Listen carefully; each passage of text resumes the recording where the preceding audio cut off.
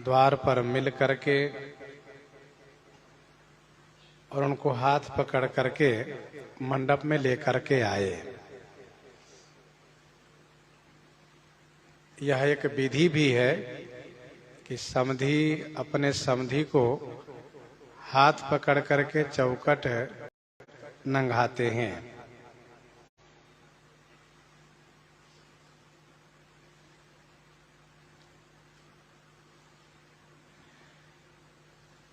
मंडप में लाने के साथ साथ पावड़े और अर्घ देते हुए सम्मान पूर्वक मंडप में लेकर आए। श्री जनक जी महाराज अपने ही हाथों से सभी के लिए आसन लगा रखे हैं। सभी ने हाथ पकड़ करके सबको आसन पर बैठाए। गुरु श्री वशिष्ठ जी की पूजा अपने कुल इष्ट देवता श्री बद्री नारायण भगवान के समान मान करके किए। श्री मिथिलेश जी महाराज के कुल इष्ट देवता श्री बद्री नारायण भगवान हैं। श्री विश्वामित्र जी की पूजा करने लगे तो गोस्वामी जी ने ये कहा कि प्रीति परम है, और जब प्रीति परम हो तो वहां पर कोई शब्द नहीं काम करता है। फिर वह प्रीति वर्णन करने में वाणी निःशब्द हो जाती है। विश्वामित्र जी की पूजा करने में श्री मिथिलेश जी महाराज यह सोच सोच करके प्रेम में डूबे जा रहे हैं कि इनकी कृपा न हुई होती तो आज श्री राम जी हमें प्राप्त नहीं होते।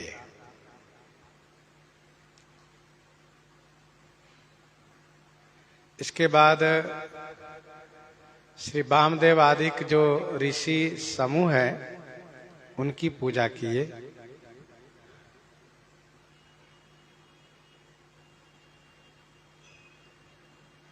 सबको यथोचित आसन प्रदान करके सबसे आशीर्वाद प्राप्त किए। इसके बाद श्री समधी जी की पूजा किए।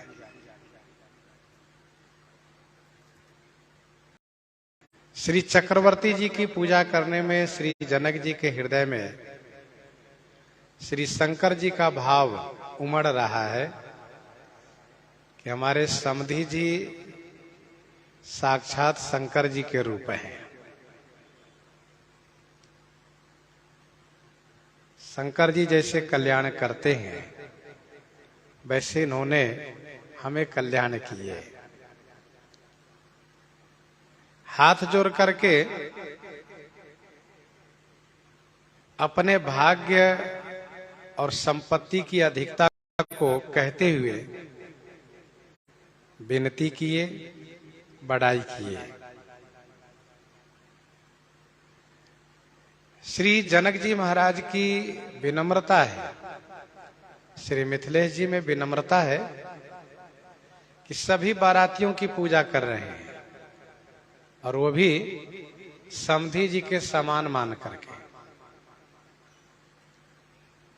और ये काम श्री जनक जी ही किए हैं, नहीं तो कोई भी कन्या के पिता अपने समधी के समान मान करके बारातियों की पूजा नहीं करते हैं। लेकिन श्री जनक जी ने सबकी पूजा की है, सबको उचित आसन दिए हैं। समस्त बारातियों को श्री जनक जी सम्मान किए। जो दान के अधिकारी हैं उनको दान दे करके, जो मान के अधिकारी हैं उनको सम्मान दे करके, जिनको विनती करनी चाहिए उनको विनती करके, और जिनको श्रेष्ठ वाणी से स्नेह दर्शाना चाहिए, उनको श्रेष्ठ वाणी से स्नेह दर्शाते हुए ब्राह्मण को दान दिए, श्रेष्ठ जनों को सम्मान दिए, ऋषियों से विनती किए, बाकी जो सामान्य है उनको बर वाणी से आदर सम्मान दिए। तो श्री जनक जी महाराज बाराती सहित श्री चक्रवर्ती जी को खूब सम्मान दिए।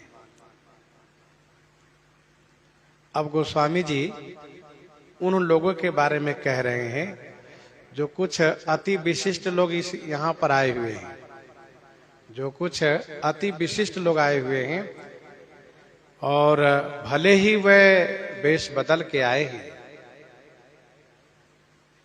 अपने आप को छुपा करके आए हैं, लेकिन फिर भी श्री जनक जी को ऐसा लग रहा है कि ये कोई बड़े बड़े महापुरुष लोग हैं। पूछने का मौका तो नहीं है, अब इस समय पूछे कि आप कहां से आए हैं, कौन है, ये ठीक नहीं है। अब कोई पंक्ति में बैठे हो, कोई सम्मान के उस समूह में बैठे हो और आप सबको सम्मान कर रहे हो, सबको भोजन दे रहे हो और उनसे एक से पूछो कहां से आए हो आप, उसको बड़ा संकोच लगता है और लगता है कि देखो हमको यहां से चले जाना चाहिए, या तो फिर सबसे पूछिए आप, उनसे पूछने का मतलब उनको थोड़ा संकोच लगेगा। तो श्री जनक जी महाराज बड़े बुद्धिमान हैं, सयाने हैं, पूछते नहीं हैं, लेकिन अपने अनुभव के अनुरूप उनका सम्मान करते हैं। ये हैं कौन लोग? बेधि हरिहर दिशिपति दिन राऊ, बेधि हरिहर दिशिपति दिन राऊ, जे जानहि रघु वीर प्रभाऊ, जे जानहि रघुवीर प्रभाऊ। विधि श्री ब्रह्मा जी, हरि श्री विष्णु जी, हर श्री शंकर जी। दिशिपति माने दसों दिग्पाल, दिनराव माने सूर्य के साथ साथ अष्टलोकपाल, जे जानहि रघुवीर प्रभाव, रघुवीर के प्रभाव को ये सभी जानते हैं।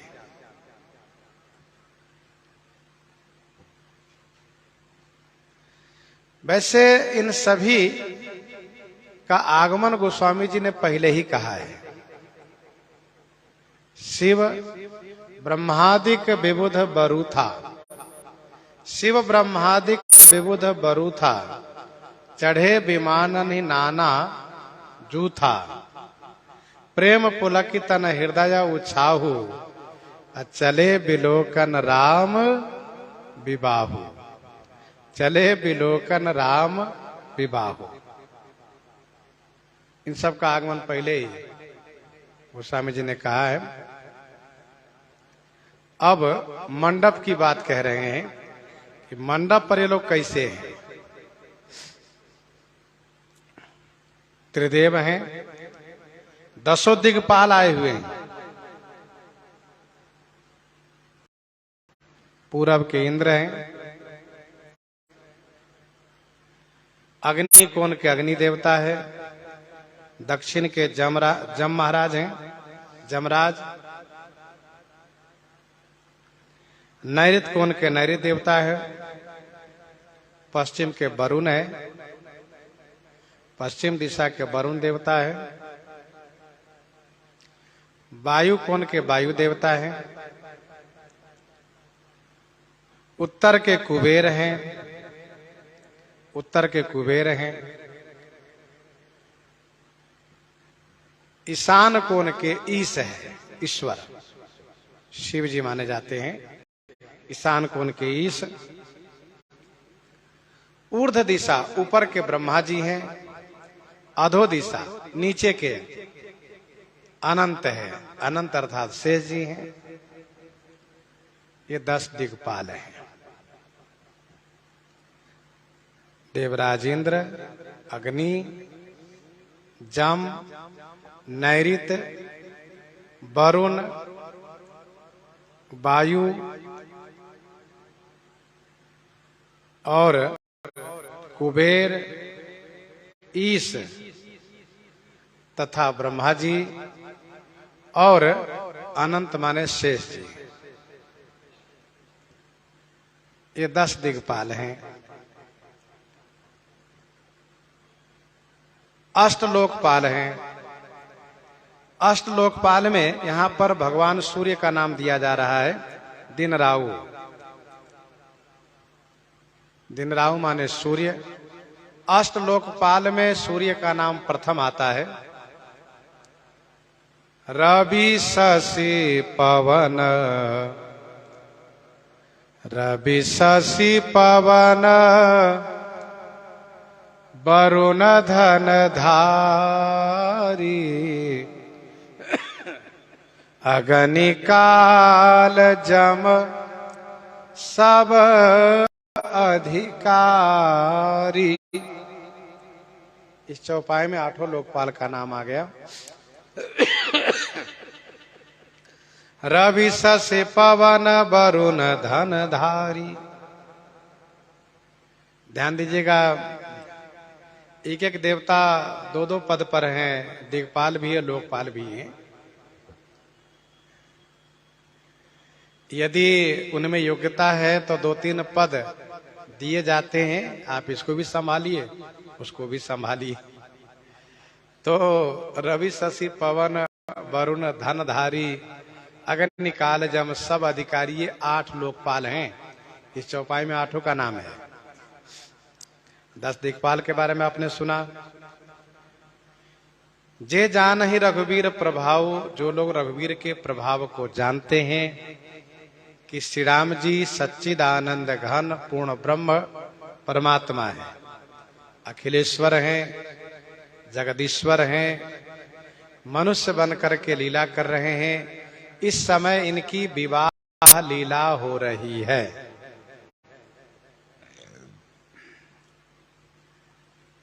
प्रभाव जानने वाले को आनंद प्राप्त होता है। जो जिसके बारे में जानता है वही उनसे आनंदित रहता है। अब जानते ही नहीं तो क्या आनंद उनको प्राप्त होगा। भगवान को जानना चाहिए, जानने से फिर वह आनंद प्राप्त होगा। कौन? कहा जो वह आनंद सिंधु सुख राशि है। लंका कांड में युद्ध चल रहा था। रावण ने माया किया।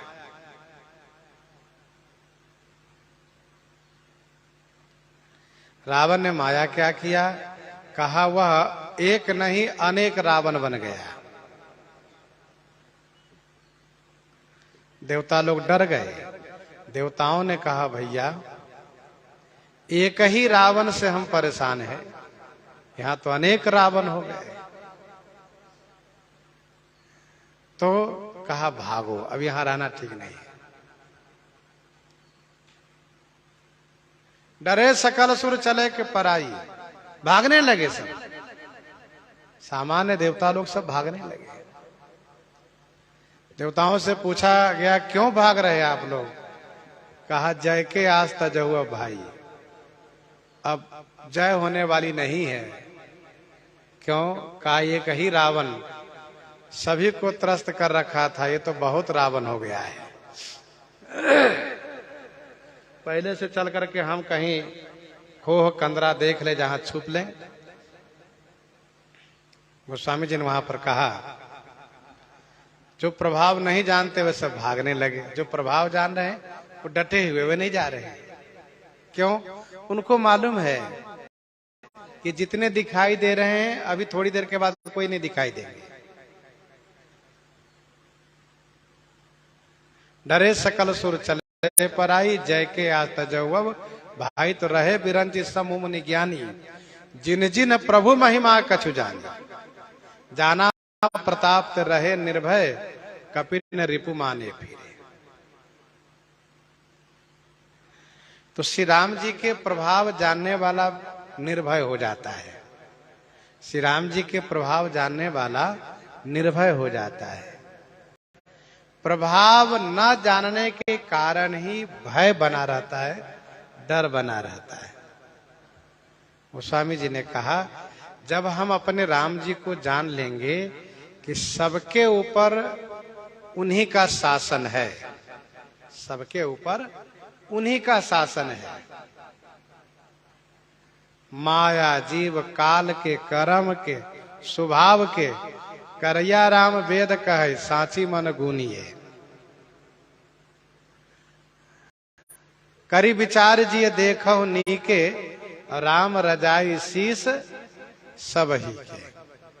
आप हृदय विचार करके देखिए तो सबके ऊपर उनकी आज्ञा है। अच्छा, नाम भी बड़ा सुंदर है राम, जो सब में रम रहे, अलग किसी से नहीं है, सब में रम रहे हैं और सबके ऊपर शासन करते हैं, सबको रमाते हैं। जिसके लिए जिधर चाबी घुमा देंगे उधर वो घूम जाता है। सब कठपुतली है और वे नचाने वाले हैं, वो नचाते रहते हैं। उमा दारू जो सित की नाई, सबही नचावत राम गोसाई, ब्राह्मयान सर्वभूतानि यंत्रारूढ़ानि माया। तो जब हम जान लेंगे तो फिर मन में एक ही बात आएगी, क्या? हमारे राम जी जैसे हमको रखेंगे वैसे रहना है। जाही विधि राखे राम, बस ताही विधि रहिए, निश्चित हो जाना है। तो जिन जिन प्रभु महिमा कछु जानी, जे जान ही रघुवीर प्रभाव।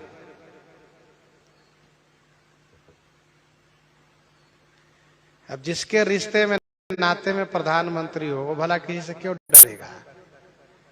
वैसे ही जब हम अपने रिश्ते नाते में श्री राम जी को ले आएंगे तो फिर हम किसी से क्यों डरेंगे? माया हो, चाहे काल हो, चाहे कर्म हो, चाहे स्वभाव हो, सबसे हम यही कहेंगे कि ज्यादा उत्पात मचाओगे हम राम जी से कह देंगे, डर जाएगा खुद ही वो।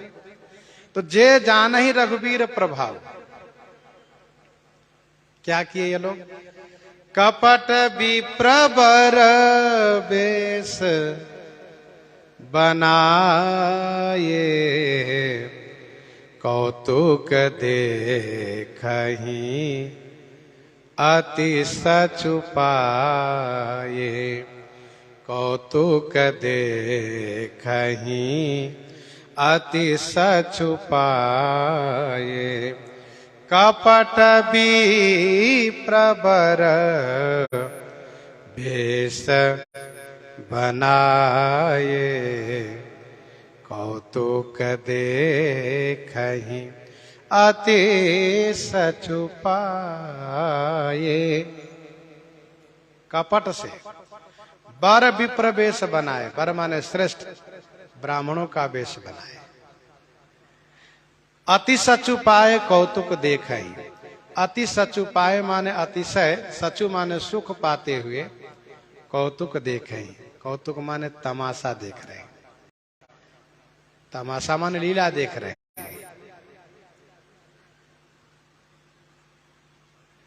कपट विप्रवर वेश बनाए, कपट से श्रेष्ठ ब्राह्मण का वेश बनाए।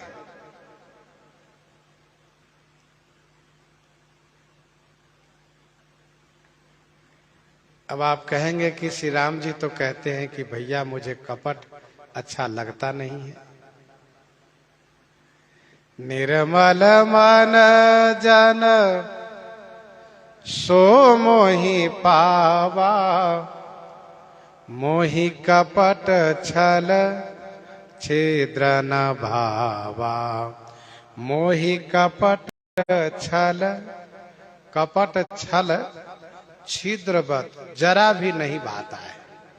श्री राम जी कहते हैं यहाँ सब देवता कपट किए हैं, कपट विप्रवर वेश बनाए, फिर श्री राम जी को कैसे प्रिय लगेंगे।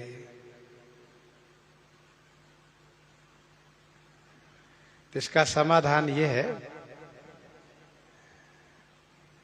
कि भक्ति में भाव प्रधान है, कर्म प्रधान नहीं है, भाव प्रधान है। यदि हम दूसरों को छलने के लिए कपट करते हैं, यदि हम दूसरों को छलने के लिए कपट करते हैं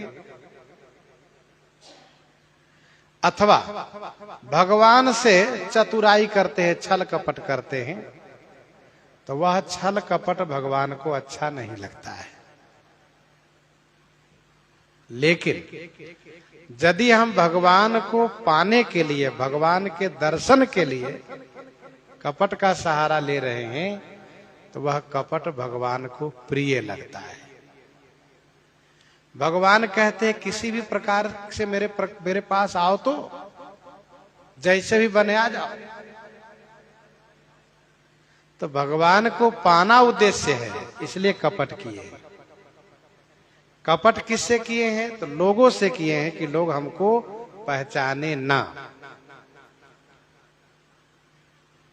पहली बात तो ये कि देवता लोग अपने रूप से भूमि का स्पर्श नहीं कर पाते हैं, भूमि को स्पर्श नहीं कर पाते हैं, तो अपने रूप से विवाह मंडप में कहाँ रहते हैं? ऊपर टंगे रहते। लोग कहते क्या बात है हो, ये कौन सा ऊपर टंगे हुए हैं? तो भूमि को छूते नहीं, स्पर्श नहीं कर पाते, इसलिए ब्राह्मण का वेश बनाए।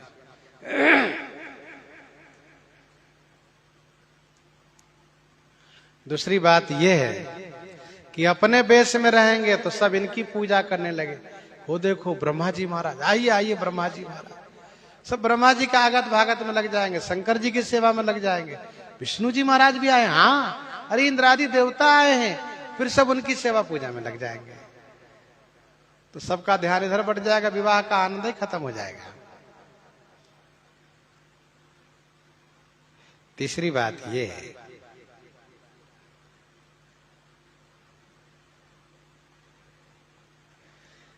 कि श्री राम जी अपने आप को छुपाए हुए हैं राजकुमार के वेश में। श्री राम जी अपने आप को छुपाए हैं राजकुमार के वेश में। भगवान बन के विवाह करने नहीं आए हैं, राजकुमार बनकर के विवाह करने आए हैं। तो ब्रह्मादि देवता यदि अपने रूप में आते हैं तो इनका ईश्वरत्व तो खुल जाता है, और ईश्वरत्व तो खुलता है तो ये श्री राम जी को अच्छा लगेगा नहीं। जैसे कि भगवान शंकर जी कहते हैं कि गुप्त रूप अवतरे प्रभु गए जान सब कोई।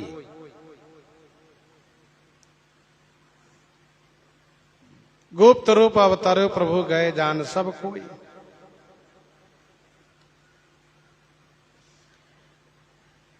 सभी देवियां कपट से नारी बनी है, देवता कपट से ब्राह्मण बने हैं।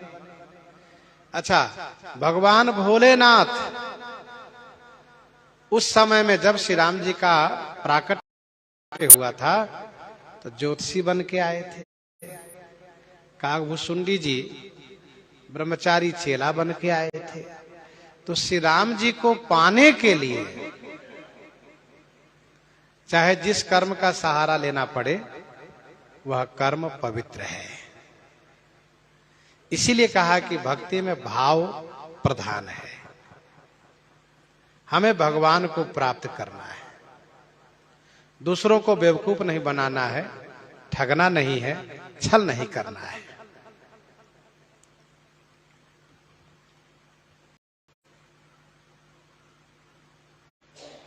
कौतुक देखहि अति सचुपाए, पूजे जनक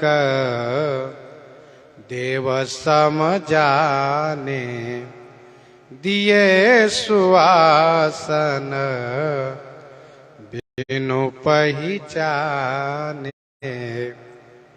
पूजे जनक देव सम जाने, दिए सुआसन बिनु पहिचाने। श्री जनक जी देव सम जाने पूजे।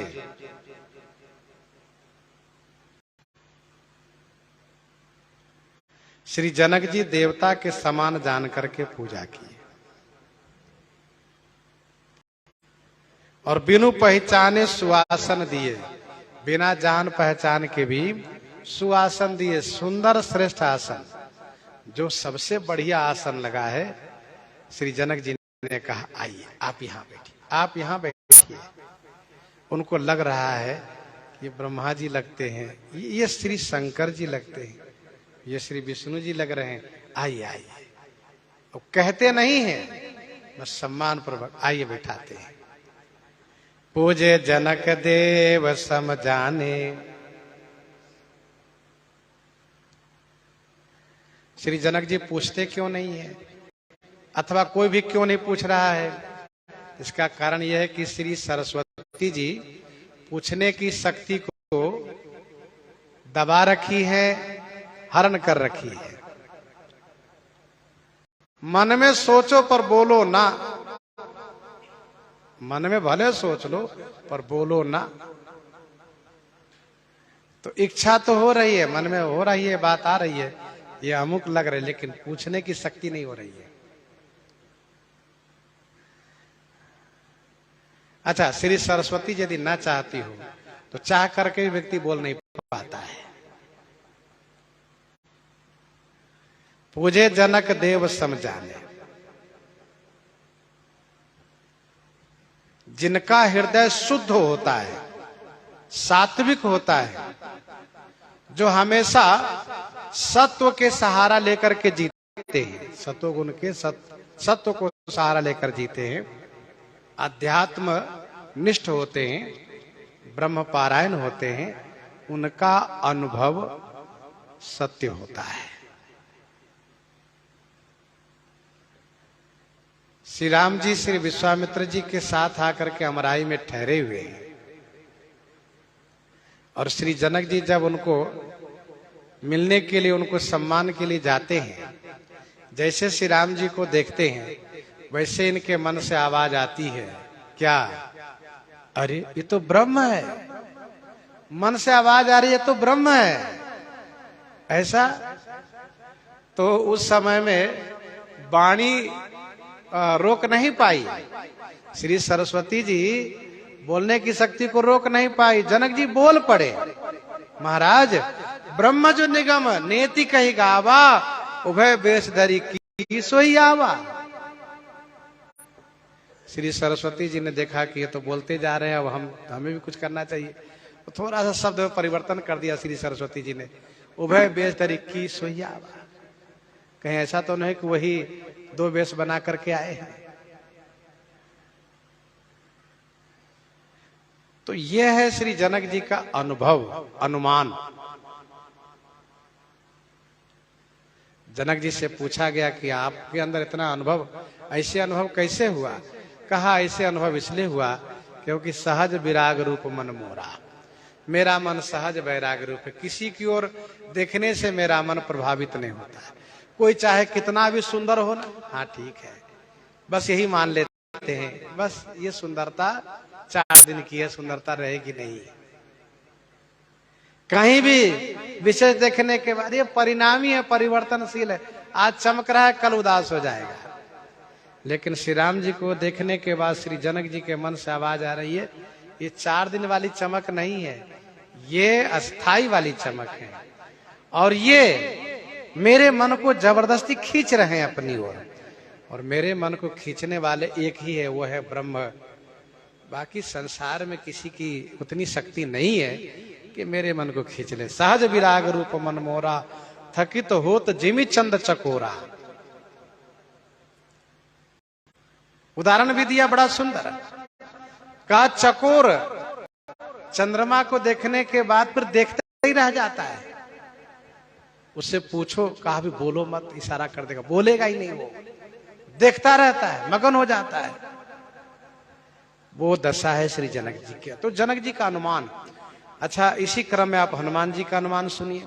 हनुमान जी महाराज सुग्रीव के कहने से ब्राह्मण ब्रह्मचारी बन करके उस पर्वत के तलहटी में श्री राम जी के पास पहुंच जाते हैं, जो श्री राम जी सुग्रीव की खोज में निकले हुए हैं। अब श्री हनुमान जी महाराज श्री राम जी के सन्मुख होते हैं।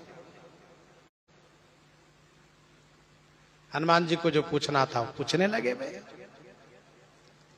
पूछने में उनका अनुमान, मन की आवाज प्रकट होने लगी। अनुमान जो उनके मन में आया वह आवाज बन करके प्रकट हुआ। अनुमान आवाज बन करके प्रकट हुआ और हनुमान जी ने कहा कि तुम अखिल भुवनपति लीन मनुज अवतार, जग कारण तारन भव भंजन धरनी भार। कि तुम अखिल भुवनपति लीन मनुज अवतार। इस प्रकार से उन्होंने अपना अनुमान व्यक्त किया, प्रकट किया। तो महापुरुषों का अनुमान सत्य होता है। उनका अनुमान, जिनका जीवन सत्व प्रधान हो और जो जिनका अंतःकरण शुद्ध सात्विक हो, उन्हीं का अनुमान सत्य होता है। कभी कभी और लोगों का भी अनुमान सत्य होता है। आप कहिए कैसे? तो एक बात मैं और बता दूं। वो इस प्रकार से होता है कि हृदय में चारों युग का धर्म होता रहता है। जब सतयुग का धर्म होता है उस समय जो अनुमान होगा वो सत्य होगा। त्रेता का धर्म आता है उस समय का अनुमान थोड़ा कमजोर होगा। द्वापर का धर्म आता है उस समय अनुमान होगा वो और कमजोर होगा। और कलयुग का धर्म चलता रहेगा उस समय जो अनुमान होगा तो बिल्कुल निरर्थक ही होगा। वो कोई काम का नहीं, वो केवल बवाल और विवाद और झगड़ा वाला अनुमान होगा, क्योंकि कलयुग का अनुमान है वो। नित्ययुग धर्म हो ही सब कह रहे, हृदय माया के प्रेरे। आप कहिए कैसे? तो गोस्वामी जी ने कहा तामस बहुत रजोगुण थोरा और कली प्रभाव विरोध चौरा। तो कलयुग का धर्म जब उदय होगा तो क्या अनुमान होगा? बस वही विरोधात्मक। उसने ऐसा कहा, वो ऐसा कहा, उसके बारे में ऐसा सोचा, बस बवाल झगड़ा केवल। तो सतयुग का धर्म शुद्ध सत्व समता विज्ञाना कृत प्रभाव प्रभाव प्रसन्न मन जाना। उस समय जो अनुमान होगा वो सत्य ही होगा, वो झूठा नहीं हो सकता। तो यह है श्री जनक जी महाराज का अनुमान। पूजे जनक देव सम जाने, दिए सुआसन बिनु पहचाने। पहचान को के ही जान सबही, अपान सुधि भोरी भई। आनंद कंद बिलो की दूल्ह, उभय दिशि आनंदमयी हो। उभय दिशि आनंदमयी, पहचान को के जान को के ही जान पहचान। को माने कौन, के ही माने किसको जाने और किसको पहचाने। कौन किसको जाने, कौन किसको पहचाने। क्यों? मैं जान पहचान कर लेना चाहिए। जहां समारोह हो, समूह हो, वहां परिचय कर लेना चाहिए, बाद में काम आएगा। क्यों आप कहां से आएंगे? सो नहीं, यहाँ नहीं। यहाँ कोई अपने आप में है ही नहीं। पहचान को के जान सब ही अपान सुधि भोरी भई। सब ही माने सभी की, अपने आप की सुधि भोरी भई। खुद को पता नहीं है, खुद को पता नहीं है कि मैं कौन हूं, किसका बेटा हूं, कहां मेरा घर है, किस लिए आया हूं, आगे क्या काम करना है, कुछ नहीं। अपान सुधि भोरी भई। गीतावली उत्तरकांड 4 पद में पढ़ना चाहिए। जब अपने आप को खो जाते हैं तब कैसी दशा होती है, इस संदर्भ में। जब अपने आप को खो जाएंगे तो क्या दशा होगी, इस संदर्भ में गीतावली उत्तरकांड के 4 पद पढ़ना चाहिए। तुलसीदास यह सुधि नहीं, कौन की कहाँ ते आई, कौन काज काके ढीग, कौन ठाव को है। तुलसीदास यह सुधि नहीं, कौन की कहाँ ते आई, कौन काज काके ढीग, कौन ठाव को है। कुछ याद नहीं रहता है। और ये जादू है श्री राम जी के दर्शन किए। श्री राम जी जब सामने हो तो कुछ याद नहीं रहता है, और जब कुछ याद ही रहेगा तो समझो श्री राम जी सामने है ही नहीं। मन तह जहां रघुबर बैदेही, बिनु मन तन दुख सुख सुधि के ही, मन तह जहां रघुबर बैदेही। मन जब श्री राम वैदेही में अनुरक्त हो जाता है तो फिर कुछ याद नहीं रहता है। देखो, जब जिसका मन भजन में लग जाता हो, जिनका मन कथा में लग जाता हो, जिनका मन ठाकुर जी में सेवा में लग जाता हो, उनको फिर याद नहीं रहता कि अगले पल क्या करना है। सो और अगले पल कुछ करना हो, यदि वो याद है तो समझो ठीक से मन लगा नहीं। तो मन तहाँ जहां रघुबर बैदेही, बिनु मन तन दुख सुख सुधि के ही। फिर शरीर में क्या हो रहा नहीं हो रहा कुछ पता ही नहीं रहेगा। शरीर का धर्म भूल जाना, शरीर के संबंध से सब भूल जाना, ये श्री राम जी के दर्शन का प्रभाव है। अपान सुधि भोरी भई, आनंद कंद बिलो की दूल्हा। सबका ध्यान किधर है? कहा दूल्हे की ओर है। अब ऐसा ना कि हम गए हैं दर्शन करने ठाकुर जी के, तो भीड़ में लोगों को देख रहे हैं कौन आए हैं, कहाँ से आए हैं, कैसे हैं, कौन कैसे कपड़े पहने हैं, कहाँ से आए हैं, किस रंग रूप में। सो नहीं, हम भगवान को ही दर्शन करें। आनंद कंद बिलो के दोलह, उभय देशी आनंदमयी। आनंद कंद, कंद का अर्थ होता है मेघ। कम जलम ददातीति कंद, कम का अर्थ होता है जल, दामाने जो दे वो कंद। तो हमारे श्री राम जी मेघ है। क्या चीज का मेघ है? कहा आनंद का मेघ है। आनंद कंद, इनको देखने के बाद आनंद ही आनंद प्राप्त होता है। क्योंकि सब जगह आनंद। नव कंज लोचन, कंज मुख कर, कंज पद कंजार। आनंद के मेघा स्वरूप दुल्हा श्री राम जी को देख करके उभय दिशि आनंदमयी। उभय दिशि, उभय दिशि का मतलब श्री जनक जी महाराज अपने परिकर सहित और देवता लोग जो बाराती में आए हैं ब्राह्मण वेश से, वे देवता लोग। उभय दिशि आनंदमयी, दोनों तरफ आनंद ही आनंद है। श्री राम जी को पाने के बाद फिर बोलने का समय कहाँ है कि हम बोले। जितना बोलेंगे जितना देर उतने में तो फिर वो आनंद छूट जाएगा। इसलिए कोई बोल नहीं रहा है। उभय दिशि आनंदमय, आनंद कंद बिलो की दूल्हा सकल ये हर्षित भई। रनिवास की बात कही गई है।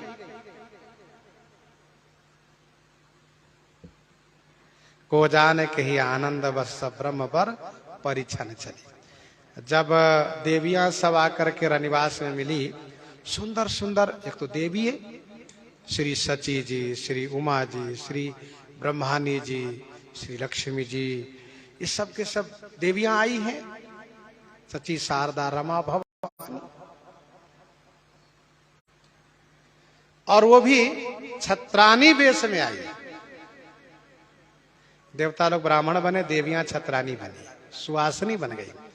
देवता लोग ब्राह्मण बने, ब्राह्मणों के साथ बैठ के वेद मंत्र उच्चारण करेंगे, पास में बैठ के दर्शन करेंगे, और वेश में जाएंगे तो दूर बैठा देंगे लोग, हमको यहाँ बैठिए, ब्राह्मण के लिए आगे जगह मिलेगी। और देवियां छत्रानी बनी, सुहासिनी। क्यों? कहा इनसे मिलकर के हम बढ़िया मंगल गीत प्रारंभ करेंगे। तो हमें कहेंगी अन्य सुहासिनी, आओ बहन इधर आओ, आगे आओ, तो वो आगे बैठ करके दर्शन करेंगे। इसलिए भाई सूझ जुआ रही आपन दाऊ, तो दर्शन का लाभ प्राप्त हो, इसीलिए देवियां छत्रानी बनी है, देवता ब्राह्मण बने हैं।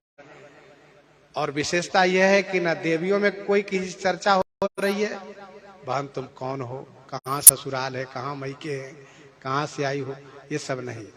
और ये सब नहीं का मतलब ये माताओं का स्वभाव होता, पूछेंगी जरूर, लेकिन यहाँ कोई किसी से पूछ नहीं रही है। और यहाँ तो इधर पुरुष वर्ग है, देवता लोग हैं, कोई किसी से कुछ नहीं पूछ रहा है।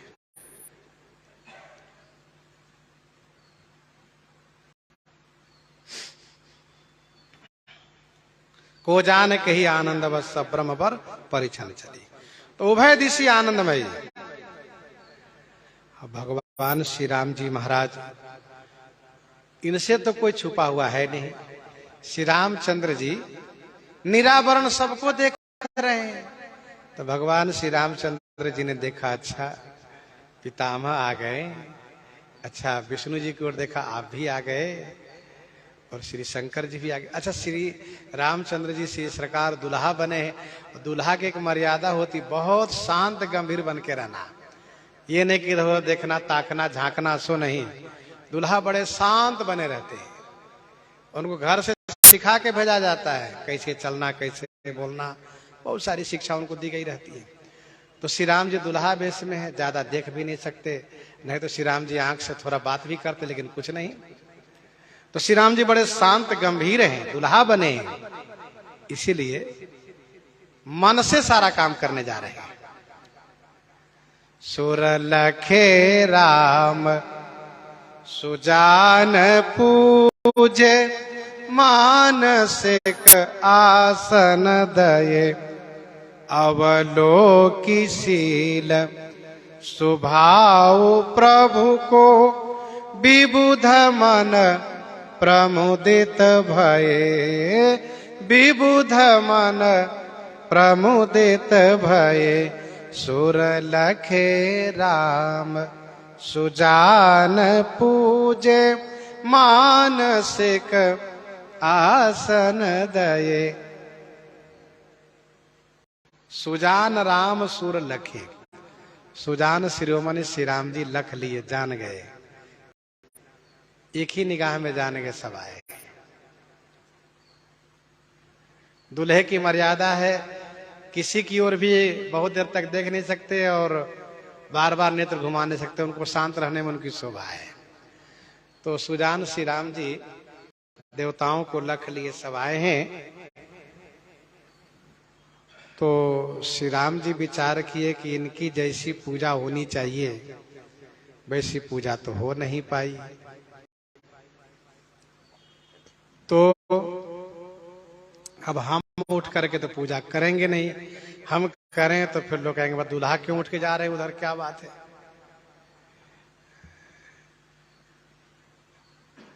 वहां तो मंडप पर दुल्हा ही सर्वे सर्वा है। तो श्री राम जी मानसिक पूजन करके मानसिक आसन दिए। यह है श्री राम जी का शील स्वभाव। गोस्वामी जी ने कहा है क्या, बड़ी साहिबी में नाथ बड़े सावधान हो, बड़ी साहिबी में नाथ बड़े सावधान हो। श्री राम जी की जितनी बड़ी साहिबी है उतने बड़े सावधान भी रहते हैं। चीटी के पग नूपुर बाजे सो भी साहब सुनता है। उनको सबकी ख्याल है, वे सबको देख रहे हैं। गोस्वामी जी ने श्री राम जी की प्रशंसा करते हुए कहा कि नीति प्रीति परमारथ स्वार्थ कौन राम सम जान यथारथ। इनके समान यथार्थ कोई जानता नहीं, और जब कोई जानता नहीं तो पालेगा क्या, माने पालन कैसे करेगा। श्री राम जी में व्यवहार कुशलता देखिए। मेरे विवाह में आप सब आए हुए हैं, बड़े बड़े देवता लोग हैं।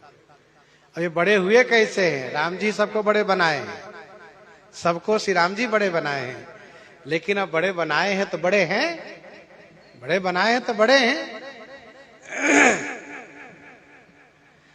तो अब श्री राम जी उनको उनके अनुरूप पूजन करके मानसिक आसन दे रहे हैं। देवता लोग मन ही मन गदगद हो गए और कहने लगे, बलिहारी बलिहारी जय हो, आप तो आप ही हैं, आपके जैसा कौन हो सकता है कि दुल्हा बने फिर भी ख्याल रख रहे हैं।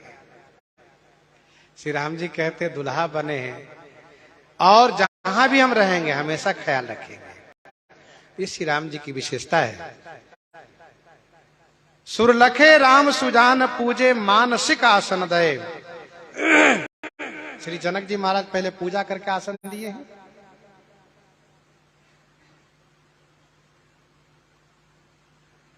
वैसे श्री राम जी पूजा करके आसन दिए। देखो भाई, मानसिक पूजा की बड़ी महिमा है। मानसिक पूजा की बड़ी महिमा है।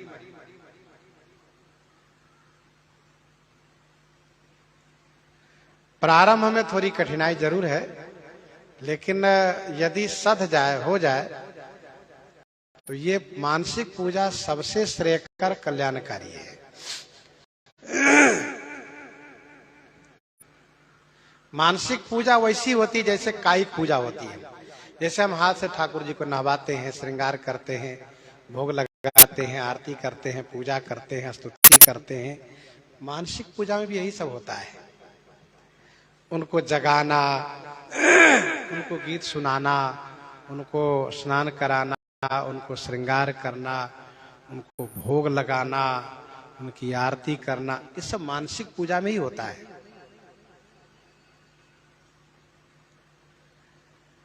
अब इसके लिए अभ्यास करना चाहिए। साधु महात्माओं को तो खास करके अभ्यास करना चाहिए।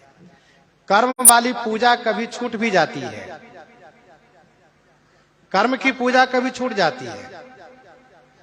तबीयत खराब हो गई, स्वास्थ्य बिगड़ गया, विशेष परेशानी हो गई, हम पूजा नहीं कर पा रहे हैं। लेकिन मानसिक पूजा ऐसी पूजा है कि मरणासन पर पड़े रहेंगे फिर भी पूजा हो जाएगी। आईसीयू में पड़े रहेंगे, ऑक्सीजन के सहारे भले जी रहे हो, फिर भी उस समय मानसिक पूजा हो जाएगी। क्यों? मन से हम पूजा कर रहे हैं। इसलिए मानसिक पूजा का अभ्यास करना चाहिए। मानसिक पूजा का बड़ा महात्मा है। जैसा कि आप जानते हैं, स्वामी श्री अग्रदास जी महाराज मानसिक पूजा कर रहे होते हैं और श्री नाभा गोस्वामी जी पंखा डुला रहे होते हैं। मानसिक पूजा में जब विक्षेप होता है, क्योंकि स्वामी अग्रदास जी का शिष्य एक याद करता है, गुरु जी मेरा जहाज फंस गया समुद्र में। गुरु जी का ध्यान चेले में चला जाता है। नाभा जी कहते जय जय, आप उधर की चिंता न करें, पंखा हिला दिया हमने, उनका जहाज पार हो रहा है, आप ठाकुर जी को सेवा करिए, इनकी पूजा करिए। तो अग्रदास जी महाराज कहते वाह, यहां तक पहुंच गया, धन्य है।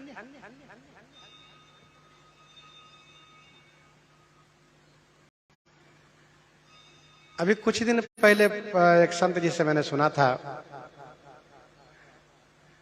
एक संत जी मानसिक पूजा कर रहे थे और माला छोटी हो गई, क्योंकि मानसिक पूजा में फूल ला करके माला बनाना, माला पहनाना, तो वो माला पहना रहे थे, माला छोटी थी, मुकुट पहना रखे थे, अब क्या करे, परेशान थे। तो एक भंगी झाड़ू लगा रहा था बाहर, झाड़ू लगाने में सिद्ध हो गया था वो, अयोध्या जी की बात है, सिद्ध हो गया था वो। तो उसने कहा, जय जय महाराज जी, माला की डोरी खोल करके और बांध दीजिए, पहना दीजिए, गले बांध दीजिए पीछे।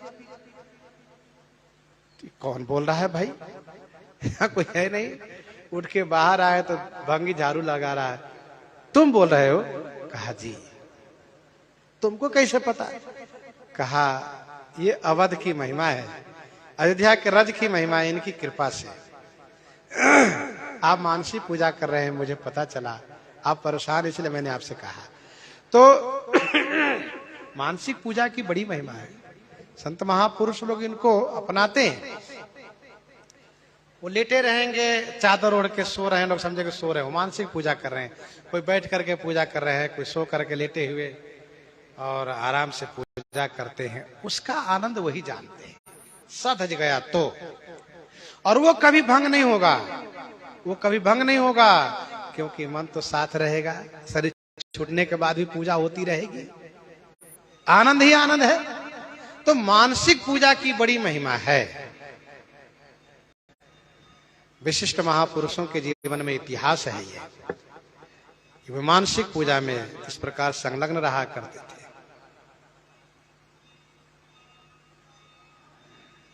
रैदास जी महाराज कहते हैं,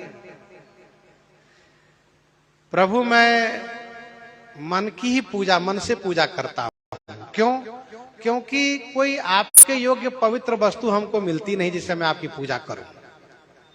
राम मैं पूजा काह चढ़ाऊ, फल अरु फूल अनुपन पाओ, थल तरु दूध। यदि वृक्ष में फल लगा है तो वृक्ष कहाँ है? भूमि में है, और ये भूमि शुद्ध नहीं अशुद्ध है, ये मेदनी है, मेदा से बनी हुई मेदनी। पूजा पाठ करने के लिए हम तुरंत भूमि का शोधन करते हैं और ये मंत्र पढ़ते हैं, ओम अपवित्रः पवित्रो वा सर्वावस्थाम गतोपि वा यह समरेत पुंडरीकाक्ष स बाह्य भ्यांतरो शुचि। जल छींटते हैं। तो थल तरु, वृक्ष थल में है, और दूध कहा गौ का दूध कहाँ है, तो पवित्र, लेकिन वो जूठा हो गया। पहले बछड़ा पीता है, उसका उच्चिष्ट दूध प्राप्त होता है। अब जरा सोचो कितना अमनिया कहां ढूंढोगे? कहो बिना बछड़े के दूध ले, कहो दूध अशुद्ध होता है, बिना बछड़े वाला दूध अशुद्ध होता है। तो थलतर दूध जो बछरू जुठारी, फूल से पूजा कर ले, का फूल खिलते भंवरा उसको समनिया कर देता, भंवरा बैठ करके रस ले। पुष्प भंवर, अच्छा बढ़िया गंगा जी का जल ले आओ, सरजू जी का, नर्मदा जी का जल, त्रिवेणी संगम जल ले आओ, कहा उसको मछली ने बिगाड़ दिया। जितने जलचर, जल में इसकी सारी क्रियाकलाप होती है। जल के अंदर जो जलचर है उसका सारा काम उसी के अंदर होता है, कोई बाहर नहीं जाते हैं कुछ करने के लिए भाई। तो कहा कि पुष्प भंवर जल मीन बिगारी, चंदन से पूजा करें। कहा माल्या गिर चंदन है, उसमें विषैला सर्प लिपटा रहता है। मालयागिरी वेदियो भुजंगा, जो असली शुद्ध चंदन है उसमें सांप लिपटा रहता है। विचार करो तो कोई पवित्र नहीं है।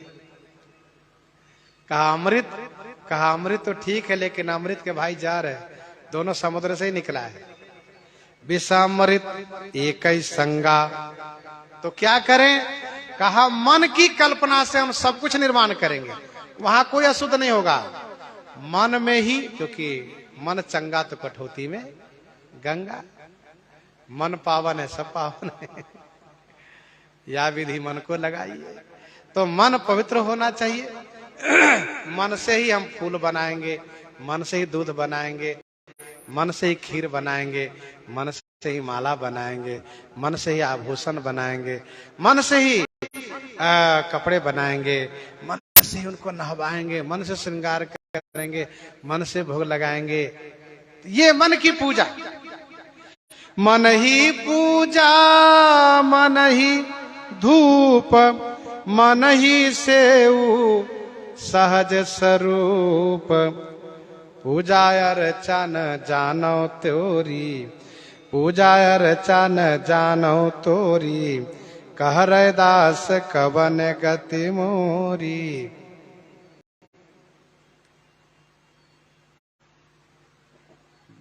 ये मन की बात है। श्री काकभूषुंडी जी मानसिक पूजा करते हैं जी। आंब छाह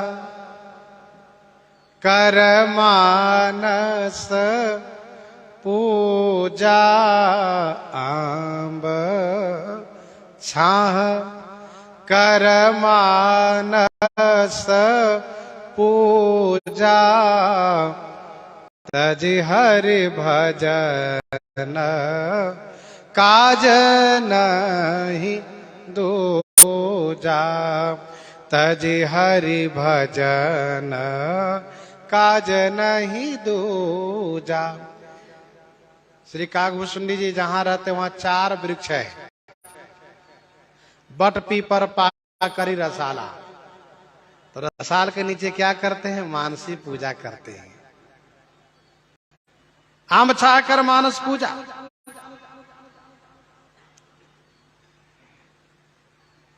एक कंजूस सेठ था,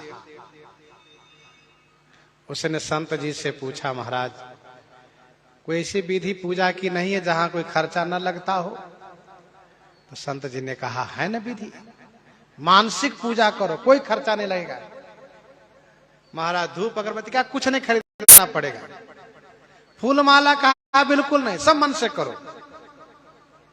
ये तो बहुत बढ़िया बात है महाराज। था वो बड़ा कंजूस। संत जी से उसने पूछा, संत जी विधि बता दिए, पूजा करने लगा हुआ।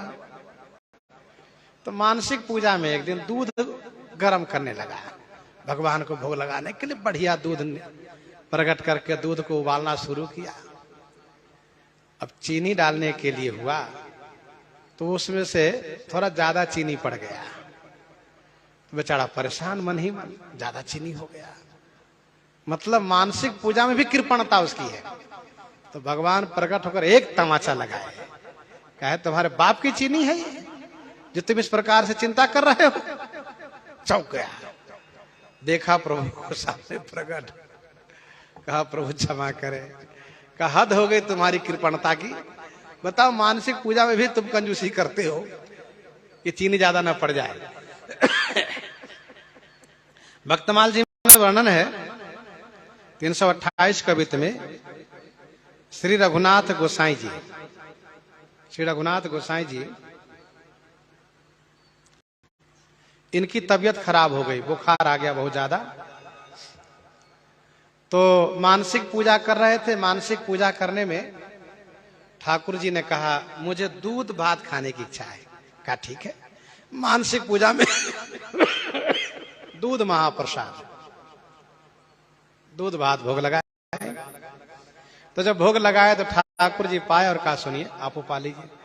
तो स्वामी जी ने कहा मेरी तबीयत ठीक नहीं, बुखार है, दूध भात खाने से और बुखार बढ़ेगा। कहा लीजिए पा लीजिए। और 2 बार जब लाला ठाकुर जी ने कहा तो फिर कौन मना करता है, लाइए। ठाकुर जी प्रेम से कहते पा लीजिए तो फिर कौन मना करे कि नहीं पाना है, पा लिए। पड़े हैं बिस्तर पर, करा रहे हैं, बुखार तेज है। वैद्य आए, वैद्य ने जैसे नब्ज पकड़ा, कहा आप तो भोजन किए हैं। चेला लोग चौंक गए, क्या वैद्यराज जी आप क्या बोलते रहते बताइए, हमारे गुरु जी कल से वहीं बिस्तर पर पड़े हुए हैं, आप कहते भोजन किए, अभी तक ठीक से स्नान नहीं किए, नियम नहीं किया, भोजन कैसे कर लिए? वैद्य जी ने कहा पूछो गुरु जी से खाए कि नहीं खाए। गुरु जी ने कहा हाँ पाए तो है। चेला लोग कहने लगे गुरु जी आप कब पा लिए बताइए, हम लोग यही सेवा में हैं, कोई चरण दबा रहे, कोई हाथ दबा रहे, कोई सिर दबा रहे हैं, कोई जल लिए बैठे हैं, अब आप कब पा लिए? आपो झूठ बोलते हैं। कहे नहीं नहीं बचवा, हम झूठ नहीं बोलते हैं, बस ऐसी ऐसी बात हुई। अब ठाकुर जी मचल गए कि पा लीजिए, थोड़ा पा लिए। वैद्य जी ने कहा कि नहीं मानेंगे तभी मैं दवा दूंगा, उल्टी करवाऊंगा और दिखा दूंगा दूध भात पाए हैं। यह है मानसिक पूजा की महिमा। मानसिक पूजा सिद्ध हो गई तो भक्तमाल जी के 538 कविता वर्णन है। पृथ्वीराज जी दिल्ली गए और दिल्ली गए तो मानसिक पूजा कर रहे, तो मानसिक पूजा में उनको मंदिर में ठाकुर जी आ नहीं रहे हैं। ठाकुर जी नहीं आ रहे हैं। जब पृथ्वीराज जी दिल्ली गए तो मंत्रियों ने सोचा, सेवकों ने सोचा, भगवान को मंदिर से बाहर करो, मंदिर की थोड़ी साफ सफाई हो जाए और रंग हो जाए, कलर हो जाए बढ़िया। जब तक महाराज आएंगे सब ठीक हो जाएगा, फिर ठाकुर जी को पधरा देंगे। अब ये मानसिक पूजा में जाते, ठाकुर जी दिखते नहीं मंदिर में। तो उन्होंने पत्र लिखा, क्या बात है ठाकुर जी क्यों मंदिर में नहीं दिख रहे हमें? तो मंत्री जी ने कहा, देखो जान गए महाराज। तो कहा, महाराज ऐसी ऐसी बात है, ठाकुर जी को हम लोग बाहर रखे हैं और मंदिर में काम कर रहे हैं। कहने का भाव ये है, राम जी महाराज अर्थात मानसिक पूजा की बड़ी महिमा है।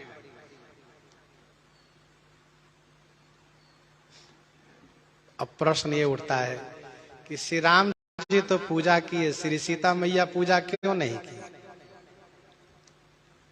श्री राम जी पूजा किए तो श्री सीता जी पूजा क्यों नहीं किए?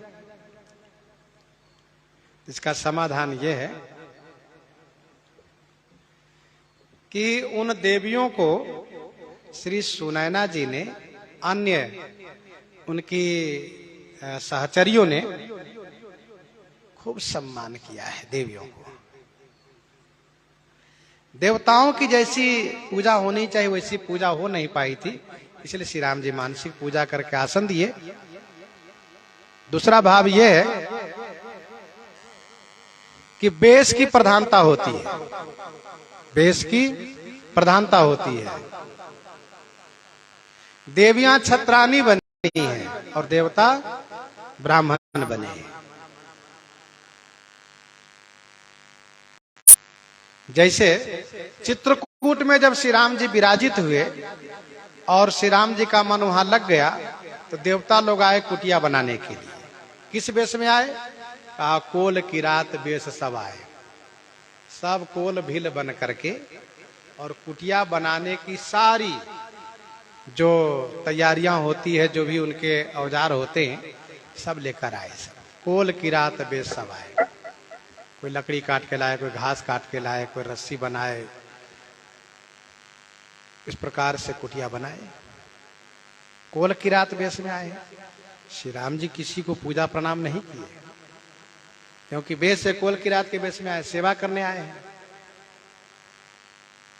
वही देवता जब कोल किरात वेश में फिर ऊपर चले गए, अपने वेश में चले गए, इसके बाद वही देवता अपने वेश में आए। चित्रकूट है, अपने वेश में आए। अमर नाग किन्नर दिशि पाला, चित्रकूट आए ते ही काला। राम प्रणाम किन सब काहू, मुदित देव लही लोचन लाहू। श्री राम जी सबको प्रणाम किए। वेश का भी महात्मा होता है। देवता ब्राह्मण बने, मौका है, ब्राह्मण की पूजा की जाती है। महिषुर वंदनीय है और देवता वो देव लोक से आकर के यहाँ महिषुर बने हुए हैं। गोस्वामी जी आगे कहते हैं, अवलोकिशील स्वभाव प्रभु को, विबुध मन प्रमुदित भये। अवलोकिशील स्वभाव प्रभु को। प्रभु श्री रामचंद्र जी के शील स्वभाव को अवलोकी माने देख करके विबुध मन प्रमुदित भये। विबुध माने विशेष बुद्धिमान देवताओं का मन प्रमुदित हो गया, आनंदित हो गया। वाह, बहुत अच्छा। अवलोकिशील स्वभाव प्रभु को, विबुध मन प्रमुदित भये।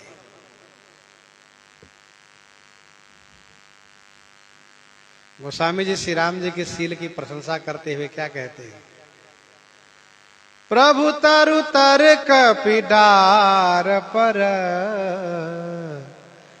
ते किए आप समान, तुलसी कहूँ न राम सो साहिब शील निधान, साहिब शील निधान।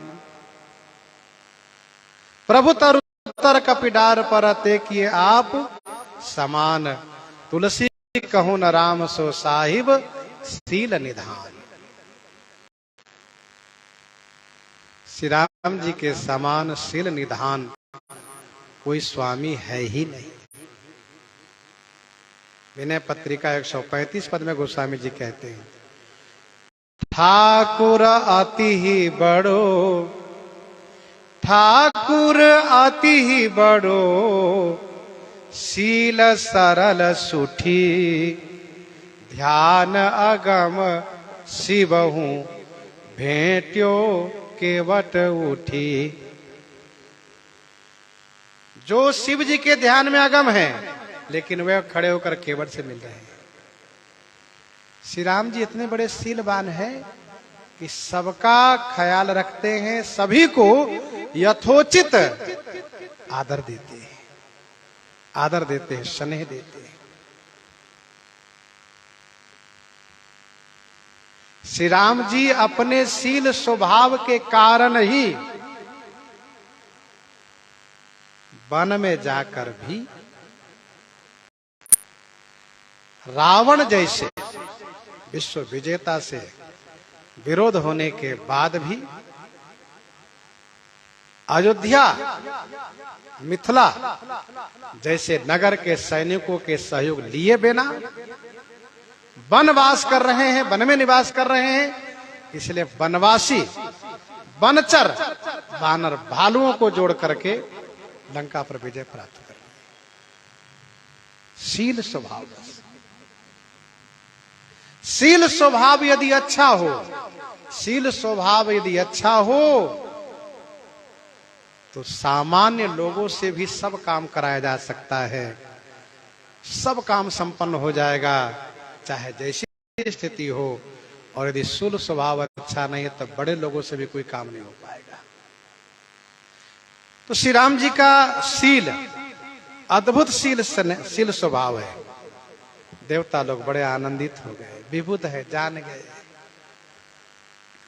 रामचंद्र मुख चंद्र छवि, लोचन चारु चकोर, करत पान सादर सकल, प्रेम प्रमोदन ठोर, प्रेम प्रमोदन ठोर। रामचंद्र मुख चंद्र छवि, लोचन चारु चकोर। विवाह मंडप की यह अद्भुत शोभा है।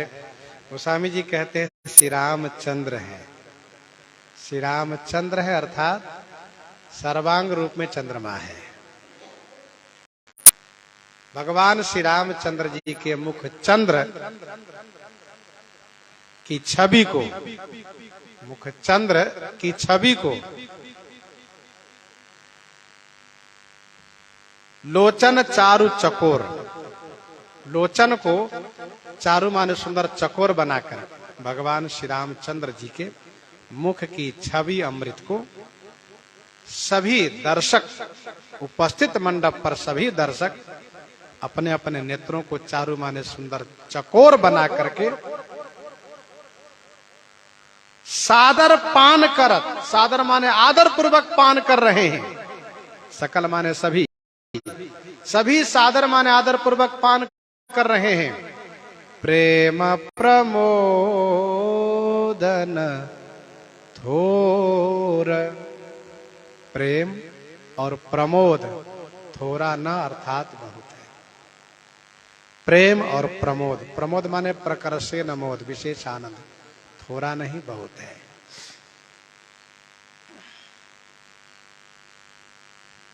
भगवान श्री रामचंद्र जी का सर्वांग चंद्रमा है, मुख चंद्रमा है। यहाँ पर मुख चंद्रमा की बात कही जा रही है। तो मुख चंद्रमा है तो छवि ही अमृत है। छवि क्या है? अमृत है। जो छवि सुधा पयोनिधि हुई। सकल सभी का नेत्र सुंदर चकोर है। विवाह मंडप पर सभी अपलक नयन से देख रहे हैं। किसी का पलक गिर नहीं रहा है, सब देख रहे हैं एकटक होकर। गोस्वामी जी एक रहस्य की बात कह रहे हैं। क्या? जो पीछे बैठे थे उनको भी भगवान श्री रामचंद्र जी का मुख दिखाई दे रहा है, और जो दाएं बाएं सामने बैठे उनको तो दिख ही रहा है। पीछे वाले को दिख रहा है, ये कैसे हो गया? कहा चंद्रमा को सब लोग अपने सामने देखते हैं।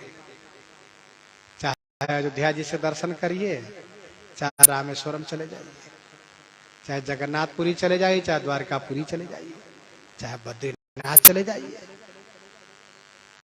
अब आजकल तो मोबाइल फोन का जमाना है। पूछिए, क्यों साहब चंद्रमा आपके सामने? हाँ भैया चंद्रमा मेरे सामने है। चंद्रमा हम यहाँ देख रहे हैं अयोध्या जी में, वहां भी कहा सबके सामने है। तो श्री रामचंद्र जी का मुख चंद्रमा सबके सामने है। मुनि समूह मह बैठे सन्मुख सबकी ओर। सन्मुख सबकी ओर, सबके सन्मुख।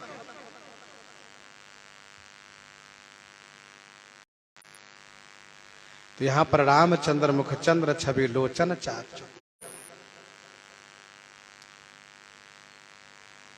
करत पान सादर सकल प्रेम प्रमोदन।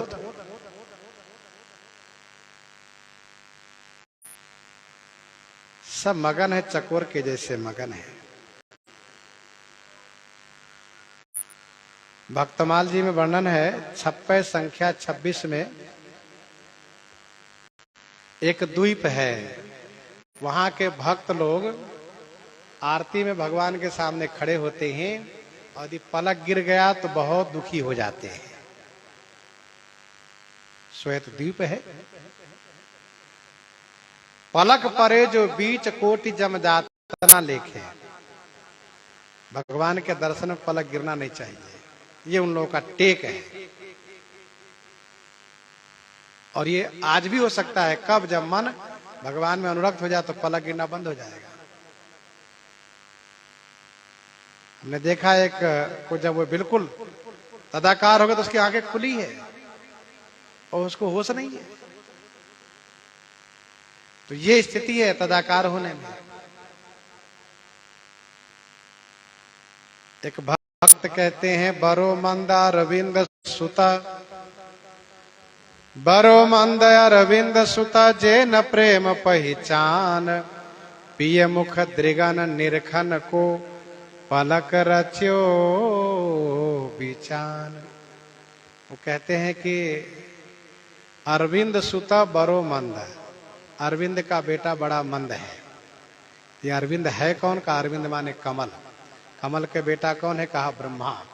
अब बड़े मंद है वो, बड़ो मंद अरविंद सुता। क्यों? कहा जेन प्रेम पहचान, उसने प्रेम को नहीं पहचाना। पिय मुख दृगन निरखन को पलक रच्यो बिचान। बताओ ये पलक क्यों बना दिया है? प्रियतम को दर्शन करो, पलक झट से गिर जाता है। तो यहां पर सब चकोर बात है, किसी के पलक नहीं गिर रहे हैं।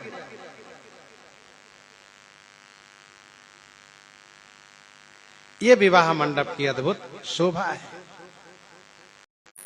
सब दर्शन कर रहे हैं। विवाह का शुभ समय आ रहा है। गुरु श्री वशिष्ठ जी महाराज जो पुरोहित हैं, श्री शतानंद जी उधर से पुरोहित हैं। अब एक पुरोहित जी दूसरे पुरोहित जी से इशारा करते हैं। क्या बात है, समय पर ही काम होना चाहिए, लगन बीतनी नहीं चाहिए। कहाँ?